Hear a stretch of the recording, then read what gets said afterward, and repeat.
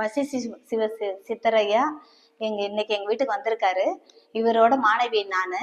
ஆனா இவர் 4 வருடத்திற்கு முன்னாலே திருச்சியில நாங்க சந்திச்சேன் இவரை. அப்பவே ஐயா சொன்னாரு, இந்த ஜடாமுடிய நீ எடுக்கக்கூடாது, இப்படியே பயணத்தை தொடருமா அப்படின்னு சொன்னாரு. ஆனா சமயபுரத்தோட அங்கேதான் இருந்தேன், அங்கேதான் அம்மா கிட்ட கிடந்தேன். அப்பதான் இந்த ஐயா மூலியமா எனக்கு எல்லாமே அற்புதங்கள் நடந்துச்சு. அப்பவே சொல்லிட்டாரு, எனக்கு 4 வருடத்திற்கு முன்பே எனக்கு எல்லாமே உணர்த்திட்டாரு சிவசித்தர் ஐயா. இப்ப படிப்படியா என்னை வழி அமைச்சு கூட்டு போறாரு. இப்ப நாங்க 2 பேருமே சமயபுரத்தாளோட பிள்ளை. அவங்க 2 பேருமே அந்த அம்மா வழி நடத்தி கூட்டிட்டு போயிட்டு இருக்காங்க எங்களை 2 பேர்த்தையுமே. இன்னைக்கு திருவண்ணாமலையில கூட்டு வந்து உட்கார வச்சிருக்கிறது அந்த அம்மா தான்.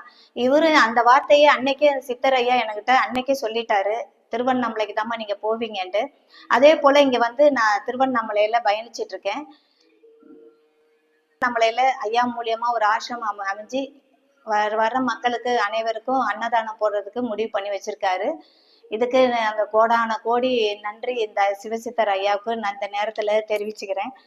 அதே போல அண்ணாமலையார் உண்ணாமலையார் அருளால எல்லா மக்களும் இனிமே நல்லா இருக்கணும். இவரால எனக்கு நிறைய அற்புதங்கள் நடத்திக்கிட்டு இருக்காரு சிவசித்தர் ஐயா. எனக்கு இன்ன வரைக்கும் ஒரு வழிகாட்டியா இருந்துட்டு இருக்காரு, ஒரு குருவா இருக்காரு. அதுக்கப்புறம் தான் எனக்கு மத்தவங்களாம். இப்ப இன்ன வரைக்கும் அவர் தான் என்னை வழி நடத்தி கூட்டிட்டு போயிட்டு இருக்காரு சார்.